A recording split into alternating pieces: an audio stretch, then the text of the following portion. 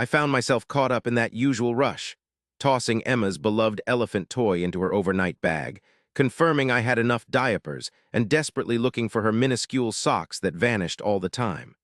My pulse was racing like crazy. The mixture of stress and optimism caused my hands to tremble a little. "Morgan, we have to leave right now. The highway is already jammed." Mike's voice drifted in from the hallway, that calm yet insistent tone he uses when I'm running late. "Just a second more," I shouted back, sealing the bag and picking up my presentation folder. This meeting was incredibly important for me. I had poured 6 months into research, devising strategies and enduring sleepless nights, and it all culminated in this moment. If I aced this presentation, I would be the youngest director in the company's existence. If I messed it up, I refused to contemplate that possibility. I checked my phone. It was another text from my mom. "We're waiting, Morgan. Family always comes first." That same phrase, always the same words. "Ready to go?" Mike stood in the doorway with his car keys in his hand. His eyebrows arched in the way that silently indicated we should have departed 10 minutes ago. The trip to my folks' suburban house was quiet, with only Emma's intermittent chatter from the back seat.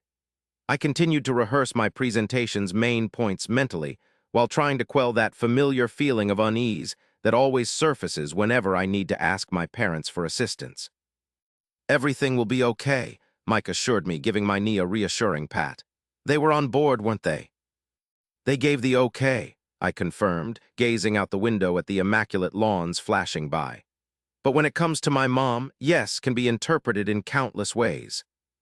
And I wasn't mistaken. As we turned into their circular driveway, I noticed Vanessa's SUV parked close to the garage. How odd. She hadn't told me she was going to be here. My mother opened the front door even before we got to it. Her smile immediately vanished when she noticed Emma's overnight bag in my hand. "Morgan," she said, her tone immediately becoming harsh. "What is this?" I was caught off guard and confusion swamped me. "Emma's belongings for tonight." She pressed her lips together. "Morgan, we are not your babysitters. We already brought up our own children." The statement felt like a punch to the gut. In the background, I could hear children laughing. "But you told me." "I told you we'd see you today. I didn't commit to watching Emma." Something in me just broke. I brushed past her, ignoring her objections, and entered the living room where I discovered my father on the floor, constructing a Lego castle with Vanessa's twin boys. Vanessa was casually reclining on the leather sectional, which I immediately recognized from a high-end furniture store I could never afford, scrolling through her phone. She looked up. "Oh, hey, Morgan." "What's happening?" I somehow managed to ask, even though I already had a pretty good idea. My mom mentioned offhandedly that my parents would be looking after the kids tonight, as she went back to her phone. She added that she was suffering from a horrible migraine and needed some time to herself. I began to say, "But I have to do my presentation." "That thing for work," my mom showed up right behind me. "Morgan, you can easily reschedule. Vanessa is really having a rough day." Vanessa, without ever putting her phone down or showing any indication of being in pain, gave a tiny, forced smile. "It's really bad." I stood there, unable to move, as the reality I had been trying to ignore for so long became overwhelmingly clear. The monthly money, leaving my account and going to them. The so-called emergencies that always happened to align with when I got paid. The feeling of guilt they piled on when I even hesitated a little bit. Mike stepped up and put his hand on my back, a signal we had created over years of these kinds of painful moments with my family. "We have to leave," he said softly. I looked at my dad, who was still playing with my nephews, avoiding my gaze on purpose. I glanced at Vanessa, who had the nerve to look annoyed that we were there. I looked at my mom, whose face showed no hint of regret, only the assumption that I would, as always, do what they wanted. "Now I get it," I said, my voice surprisingly strong. "I've never been your daughter, I've just been your source of money." My mother's expression changed to one of disapproval. "That's absurd, after everything we've done for you." The words felt foreign coming out of my mouth, really. I'd never addressed them like this previously. "Besides taking my hard-earned cash for the past 6 years, I cover your rent, your bills, the car insurance. I'm the one who bought the couch Vanessa is lounging on." Vanessa perked up, suddenly paying attention. "Morgan, you're overreacting. Family supports family." It's amazing how this help always benefits them and not me. My dad finally raised his head. Now, Morgan.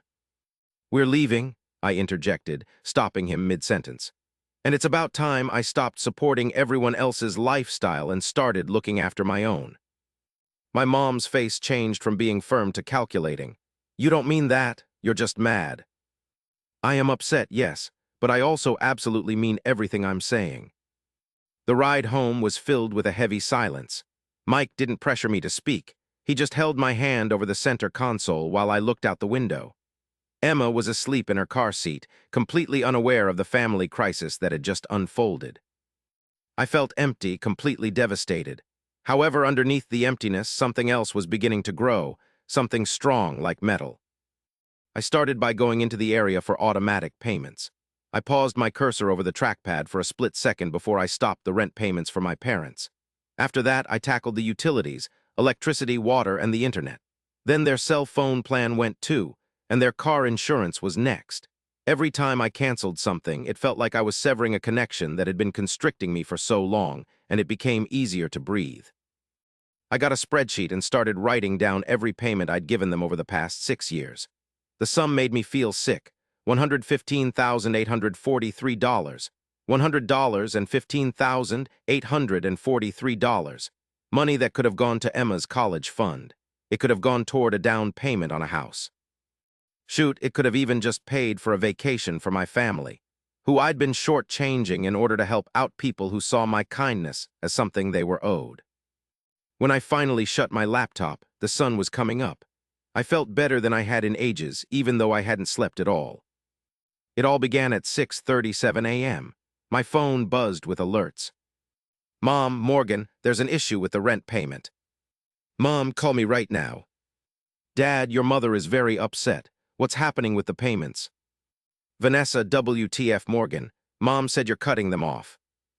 By midday, my voicemail was overflowing. The messages gradually went from being puzzled to disbelieving, and then angry. I blocked their numbers, but then I started getting texts from unknown numbers as they were borrowing from their friends, trying to get around my block. I thought I'd be weighed down by guilt or worry. Surprisingly, a sense of peace came over me, as if I had been battling a strong current for ages and had finally let go. That night, as I was giving Emma her meal, I looked at Facebook. My mom had written, "My heart is breaking today. After giving so much of myself to raise my kids, to be left alone when I need help is a hurt no parent should have to face. Family is supposed to stick together forever." There were 67 messages of encouragement below it. People who had known me my whole life, offering my mom their condolences, calling me names like selfish and unappreciative. Vanessa had posted, "She's always been this way, putting herself ahead of everyone else. So disheartening." I should have been completely crushed, but instead, a cold, clear understanding came over me. "What do you plan to do?" Mike asked, watching my expression as I scrolled through the comments. "I'm going to tell the real story." Over the next few hours, I gathered my evidence. Screenshots of money transfers, texts where they had requested cash, pictures of things I had purchased for their home. The spreadsheet that showed the total amount. Mike was watching as I was getting ready to make my own post. "Are you sure about this?" I looked at him. "They aren't going to change what happened, not this time." I clicked the post button and shut my laptop. I started getting a flood of notifications practically right away. Folks who had written supportive comments on my mom's post started sending me private messages expressing their astonishment. Old family friends communicated their skepticism about the situation's dishonesty. A few of my mother's best friends contacted me to say they were clueless about it and were disgusted by the way I'd been treated. What caught me off guard the most were the messages from people who shared similar experiences. My folks did the same thing to me for 8 years before I finally ended contact. I thought I was the only one whose family used me as a personal ATM. Thanks for speaking up. I was scared to confront my sister who's been financially exhausting me for years. I didn't plan on becoming a representative for financial family abuse, but with each message, I felt less isolated and more sure I had made the right choice. Naturally, my family's actions intensified. My mother left a voicemail from a friend's phone. "Your dad's blood pressure is dangerously high because of your actions. If anything happens to him, it's your fault, Morgan. Then 2 days later, my parents and Vanessa showed up at my office. I watched through the glass walls of our conference room as they made a spectacle in the lobby, my mother theatrically weeping, my father looking grim, Vanessa wildly gesturing to the receptionist. Security finally had to remove them. That evening, a message from my cousin Ellie arrived on my phone. It read, "Vanessa's spreading rumors that you're completely losing it. Thought I should give you a heads up." The following day, my aunt gave me a call. "Morgan, dear, I understand family can present challenges, but you really should try to reconcile with your parents. They won't be around indefinitely, you know." Despite everything, I stayed grounded. Every manipulative effort only strengthened my resolve. About a week after I stopped financially supporting them, Mike and I were at our kitchen table with a bottle of wine. Our financial plan was on the laptop between us. "All right," Mike said, refilling my glass. "What should we do with an extra $1,000 and $600 each month?" That seemingly straightforward question completely shocked me.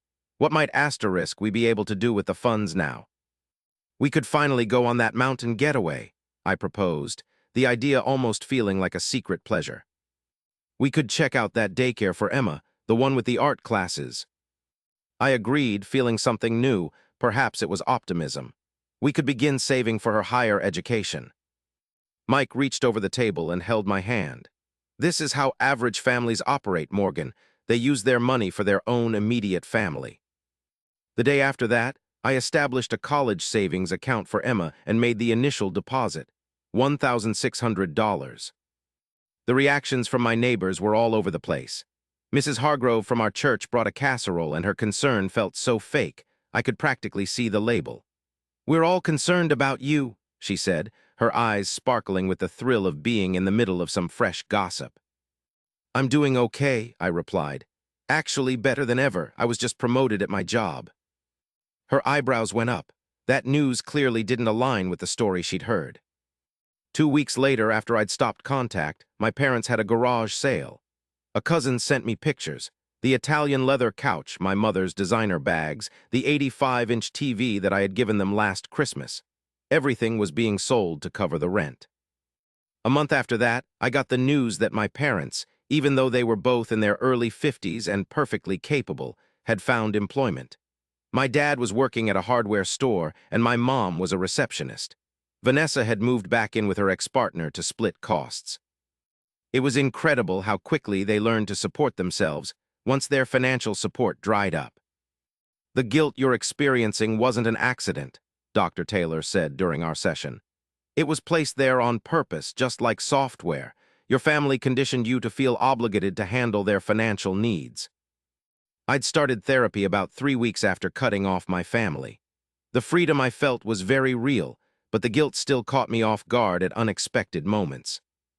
"What they did to you has a label," she went on. "Financial abuse, and you're not alone." I keep questioning myself if I made the right decision, I confessed, disconnecting from them entirely. Had I ever attempted to establish gentler limits beforehand? I chuckled, and the sound felt empty. Each time I tried, there was a new crisis. I'd be accused of being inconsiderate if I didn't offer my help. Dr. Taylor agreed. Sometimes, complete separation is the only way to stop the unhealthy patterns. Following that appointment, I removed my social media profiles. The quiet was welcome, no more furious messages, no more indirect attacks from family intended to trigger my guilt, and no more dramatic performances of family problems for the world to see. That night I was with Emma, observing her build a tower using her blocks. It kept tumbling down, but she didn't lose her patience. She simply reconstructed it each time, beginning with a bigger, sturdier base. She's perceptive, much more so than I was, for certain. 3 months after going no contact, I got a letter. I knew my mother's handwriting instantly.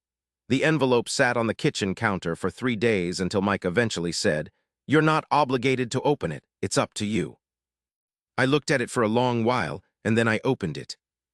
What was inside caught me off guard. No manipulative emotional tactics, no blaming, and no requirements. There was an apology instead, one that sounded sincere, without any of the hidden manipulation I could pick up on. She admitted to taking advantage of me and acknowledged that she and my dad had depended on my assistance in a harmful way, and expressed regret for the suffering they had caused. I felt tempted to disregard what she wrote at the end, but after thinking about it with Dr. Taylor, I chose to answer with some firm stipulations: a get-together in a public spot with a set time frame. The Coastal Cafe was bustling when I got there, arriving 15 minutes early so I could pick out a strategically smart spot. A corner table, my back against the wall, with a clear view of the entrance. I got my coffee and waited, still thinking this could turn out to be some kind of elaborate scheme. When my mom came in, I almost didn't recognize her. The highlighted hair was gone, so was the designer purse and the carefully constructed image of middle-class success. Her hair was its natural gray now, and her clothing was basic but tidy. She looked genuine. She noticed me and paused before coming closer, as if scared I'd run. When she made it to the table, she didn't try to hug me, just asked, "Do you mind if I sit down?" I motioned to the chair across from me. "This is a discussion," I immediately told her, "not a reconciliation." She gave a nod, resting her hands flat on the table. "I understand," she said. We spent the next 45 minutes chatting, truly talking, potentially for the very first time in our lives. She explained how she and my dad had fallen into financial reliance, how the brief assistance I'd offered years prior had slowly become their retirement plan, and how Vanessa had learned to work the same system. "It was wrong," she simply stated. "I mixed up love with what I could get from you, and I'm sorry." The words "I love you" escaped my lips, and I was shocked by how much I meant it. The problem was, I had no idea how to show my affection, and she wasn't sure how to love me either. I spelled out what needed to happen before we separated. I wouldn't offer any financial assistance moving forward. Mike and Emma would be my priority always. We had to go to family counseling before we'd have regular interactions. Also, she needed to admit to the public that she'd been using me financially for years. "This has to go beyond just me," I explained. "You must tell everyone the truth about the lies you told them about me." Without a single objection, she agreed to all of it. It was the first time I could recall my mother accepting my conditions without trying to bargain, use emotional tactics, or cry. As she was leaving, she glanced back at me. "Thank you for seeing me. I know you didn't have to." "That's right," I acknowledged. "I didn't."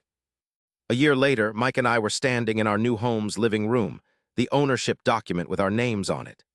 Emma was excitedly running throughout the place, inspecting her new domain and happily screaming when she found the backyard. The living room wall was completely covered with photos of the people who genuinely cherished us.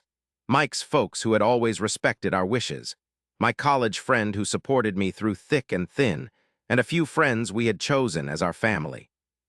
I was amazed at how much Emma understood at a young age, grasping concepts I didn't fully understand until I was much older, like setting healthy limits, genuine respect, and discerning true giving from being taken advantage of. "You say thank you when someone gives you something," she'd instruct her plush toys at their tea parties.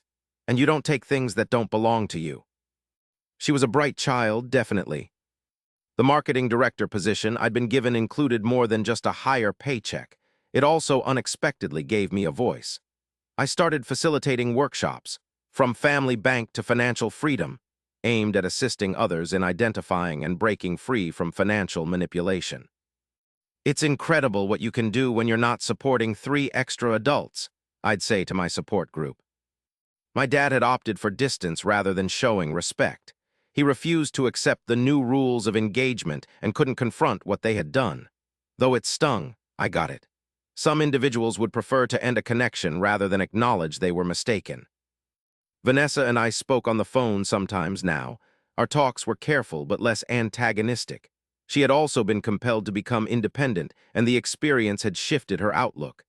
"I never understood how much you were carrying all of us," she confessed to me during one of our conversations. My mom was now employed as an office administrator, residing in a modest apartment within her budget. She would come see Emma once a month, these visits carefully monitored, with firm boundaries. She had held up her part of the agreement by publishing a sincere apology online and correcting those who tried to perpetuate the old story. She had brought Emma a gift during her prior visit, a set of building blocks. "I figured she'd enjoy building," she'd mentioned. It wasn't a costly toy meant to make an impression or control someone, just a considerate gift for a child who loved to create things. "Growth," Occasionally, when I have a moment to myself, I'm still amazed by how my life has transformed. Emma's college fund is accumulating, meaning her future won't be burdened by the money worries that I experienced. Our house belongs to us, not a place we rent where we feel like we're just passing through. I don't feel a sense of panic when looking at my bank balance before buying food. However, the biggest transformation isn't about money. It's the understanding I've developed. My value has never been determined by what I could provide, but by who I am. I've found my calling in helping others recognize and get out of the same unhealthy dynamics, breaking cycles of financial control that can go on for a long time. Last week, I bumped into Mrs. Hargrove at the supermarket. She asked, in a thinly veiled way, how things were going with my family. Better, I replied honestly. We all had to understand the real meaning of family. She seemed let down by my carefully worded response, obviously wanting something more interesting. As I continued walking, I smiled inwardly. That's the advantage of taking control of your own narrative. You get to choose how much of it to share and with who. My phone vibrated with a text from Mike, picked up Emma from daycare. Starting dinner, love you. Plain, usual hours. I texted back, heading home. My house, more than just a location, it's a sensation. It's the sensation of knowing I'm in the right spot, surrounded by the loved ones I've picked. It required the loss of my original family to truly construct my actual family, and I wouldn't give up what I have currently for anything in the world.